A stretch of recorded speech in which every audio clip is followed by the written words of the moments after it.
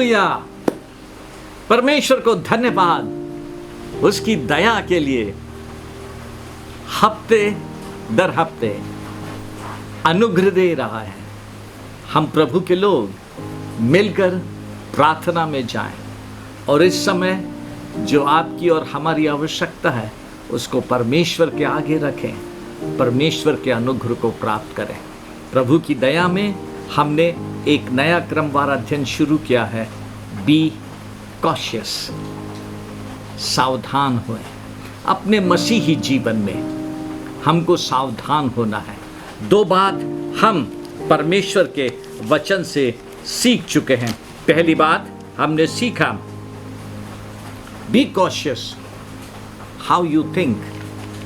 दूसरी बात हमने सीखा, be cautious what you see. आज हम तीसरी बात परमेश्वर के वचन में से सीखेंगे और फिर उसके बाद प्रार्थना में जाएंगे, प्रभु से मांगे, अनुग्रह मांगेंगे। प्रभु हमारी सहायता करें, आप हमारी सहायता करें कि हम अपने मसीही जीवन में इस बात को सीख सकें। तीसरी बात, be cautious who you trust. आपका भरोसा किसके ऊपर है? मसीही जीवन में यीशु मसीह को पाने के बाद, सर्वशक्तिमान परमेश्वर को पाने के बाद अब आपका भरोसा किस पर है? आपकी ताकत पर, आपकी बुद्धि पर, आपके ज्ञान पर, पैसे पर, औहदे पर, पहचान पर, आपके रिसोर्सेस पर, किस पर आपने भरोसा रखा है? आप किस पर भरोसा रखते हैं? आज हम इस बात के लिए परमेश्वर के वचन से सीखेंगे भी और प्रार्थना भी करेंगे कि प्रभु हमारी सहायता करें। बहुत जरूरी है मसीही जीवन में, विशेष तौर से इन भयानक दिनों में। फिर से अपनी एक लाइन बार बार दोहराता हूं मैं, आज फिर से दोहराऊं मैं। आप देख सक रहे हैं इस पैंडेमिक में, इस महामारी में कोई बात किसी व्यक्ति की मदद नहीं कर सकी। न पैसा, न ओहदा, न ज्ञान, कुछ भी नहीं। सिर्फ प्रभु यीशु मसीह और प्रभु का अनुग्रह हमको बचाया है। इसलिए ध्यान से सुने इस छोटे से अध्ययन को, और थोड़े से समय में छोटा सा अध्ययन दे रहा हूं, उसके बाद प्रार्थना करेंगे हमको यदि हम बाइबल देखें तो परमेश्वर के वचन से हमको दाऊद के जीवन से एक अनुभव उसका मिलता है। दाऊद एक ऐसा बादशाह था जो अपने राज्य में पूरे समय लड़ाई लड़ता रहा, पूरे समय लड़ाई ही होती रही उसकी, और उसके उस युद्ध से जो दूसरे देशों के साथ में, शाऊल के साथ में हो रही थी, उस युद्ध में उसने अपने अनुभव को भजन संहिता 33 में लिखा। और वो उस अनुभव को लिख के कहता है 16वीं और 17वीं आयत में, बोलता कोई राजा ऐसा नहीं जो सेना की बहुतायत के कारण बच सके। अब देखिए राजा कितनी लड़ाई लड़ा, उसके पास सेना है, शूरवीर हैं, और उसके एक लिस्ट बाइबल बताती है कितने अद्भुत शूरवीर थे उसके। लेकिन फिर भी कहता है कोई राजा ऐसा नहीं जो सेना की बहुतायत के कारण बच सके। वीर अपनी बड़ी शक्ति के कारण छूट नहीं जाता, बच निकलने के लिए घोड़ा व्यर्थ है, वह अपने बड़े बल के द्वारा किसी को नहीं बचा सकता। यह राजा दाऊद का अनुभव था। और उसी के तारतम्य में बाइबल हमको बताती है उसका बेटा सुलेमान भी अपने अनुभव में आगे लिखता है।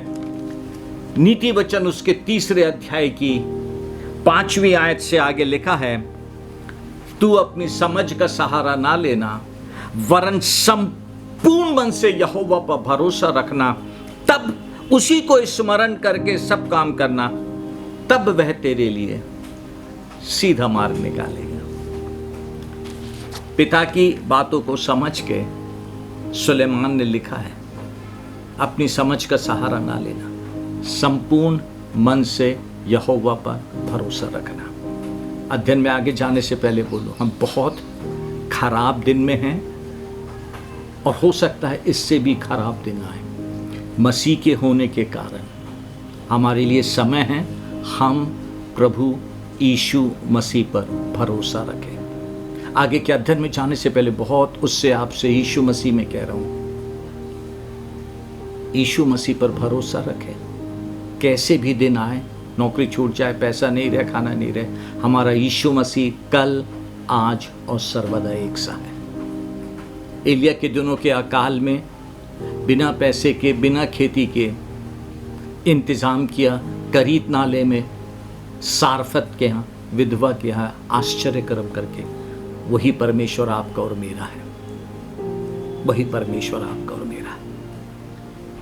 जरूरत है उस पर भरोसा रखने की। क्यों बाइबल कहती है अपनी समझ का सहारा ना लेना? ध्यान से सुने, बाइबल इसी में दाऊद कहता है, भजन संहिता 33 और उसकी 11वीं आयत में लिखा है, यहोवा की युक्ति सर्वदा स्थिर रहेगी, उसके मन की कल्पनाएं पीढ़ी से पीढ़ी तक बनी रहेगी। इंग्लिश की बाइबल का सुने आप, but the lord's plan stand firm forever. उसकी जो योजना है, उसका जो प्लान है, सदा तक स्थिर रहता है। His intentions can never be shaken। आप निश्चिंत रहें, उसने जो आपके लिए विचार किया है वो नहीं डगमगाएगा, वो नहीं हिलेगा। आपके लिए परमेश्वर अपनी दया की दृष्टि बनाए रखेगा। वो हमारा सच्चा परमेश्वर है। इसीलिए जरूरत है हमको प्रभु के वचन को जानकर, प्रभु की बातों को समझकर। बाइबल कहती है इब्रानियों उसका 10वां अध्याय और उसकी 35वीं आयत में, इसीलिए अपना हियाव ना छोड़ो क्योंकि उसका प्रतिफल बड़ा है। उसके पहले बहुत सारी बातें लिखी हैं इब्रानियों के लिखने वाले ने, लेकिन बाद में, लास्ट में, आखिर में, निचोड़ में लिखता है इसीलिए। क्यों? आपका परमेश्वर सामर्थ्य है, आपके परमेश्वर की युक्ति सर्वदा स्थिर रहती है, उसके मन का इंटेंशन जो आपके लिए है वो फर्म रहता है। वो मत परेशान हुए, आगे चले। कैसे हम प्रभु में अपना भरोसा बना के रखें मसीही जीवन में? एक एक लाइन में आपके साथ 4 बात बांटूंगा मैं। कैसे हमको अपने आप को स्थिर रखना है, भरोसा रखना। नहीं, यीशु मसीह है, नहीं मुझे मालूम है यीशु मसीह है, वो मेरे लिए करेगा। आप समझ रहे हैं बात? मेरे पीछे बोलिए, कैसी भी परिस्थिति है, अब बोलिए नहीं मुझे मालूम है, बोलिए यीशु मसीह है, वो मेरे लिए आश्चर्य कर्म करेगा, वो करेगा, वो करेगा। 4 बात जल्दी से प्रभु के वचन से जो प्रैक्टिकल साइड के तौर पे है हम सीखें। एक एक लाइन में सिर्फ आपसे बोलूंगा। सबसे पहली बात, आपको निर्णय लेना है। आपको निर्णय लेना है किस बात का? कि मैं चिंता नहीं करूंगा, मैं चिंता नहीं करूंगा। क्यों नहीं करूंगा?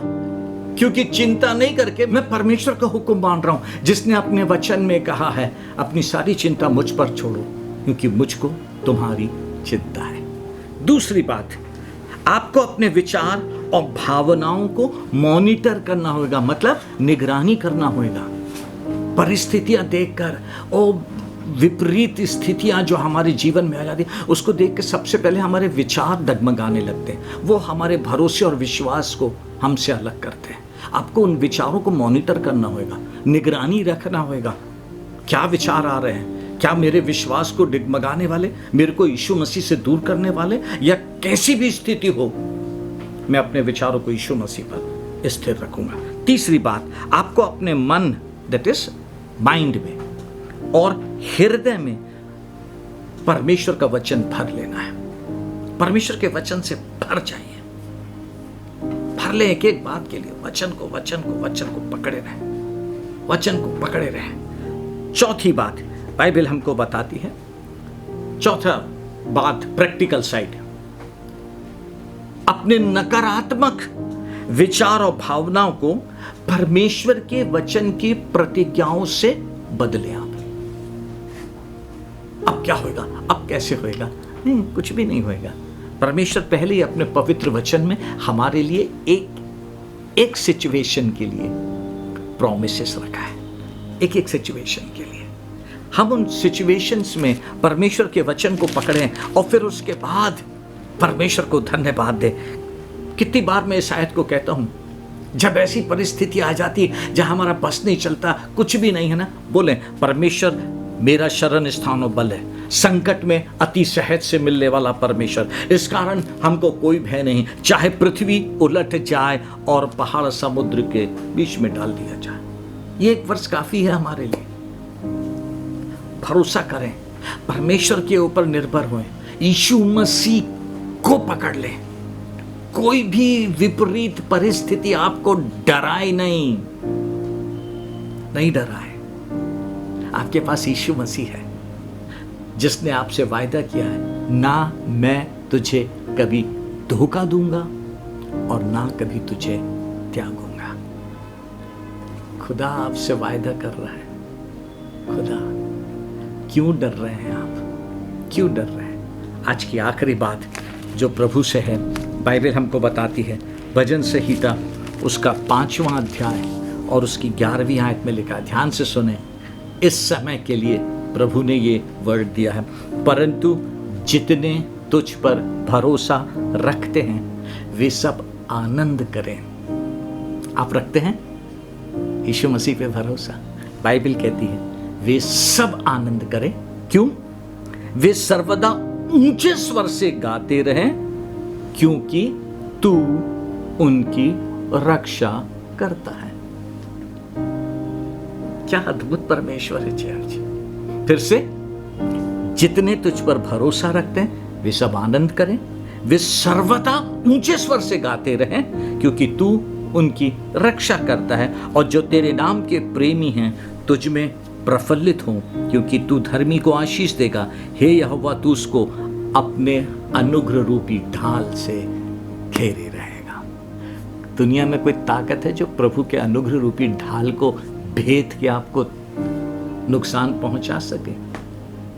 क्यों डर रहे हैं फिर? आइए ना फिर प्रार्थना में चलें, एक मन होके कहें, प्रभु सॉरी, मैं कभी कभी हिम्मत हार जाता हूं, निराश हो जाता हूं, परिस्थितियां मेरे को दबाने लगती है, लेकिन धन्यवाद आज के वचन के लिए। भजन संहिता 5, 11 और 12 इस पूरे हफ्ते कई बार पढ़ना, परिवार के साथ में बैठ के पढ़ना, धन्यवाद देना। किसी भी एक दिन हफ्ते में ऊंचे स्वर से गाना, कुछ मांगना नहीं, विश्वास से गाना और धन्यवाद देना। आपने कहा है जितने तुझ पर भरोसा रखते हैं वे आनंदित ऊंचे स्वर से गाएं, क्योंकि तू उनकी रक्षा करता है, अनुग्रह रूपी ढाल से घेरे रहेगा। आमीन। आइए प्रार्थना करें। धन्यवाद राजा यीशु, आज हम कहना चाहते हैं क्षमा मांगते हुए, परिस्थितियां, विचार हमको डगमगा देती हैं। आज हम उन्हीं बातों के लिए क्षमा मांगते हैं यीशु पप्पा।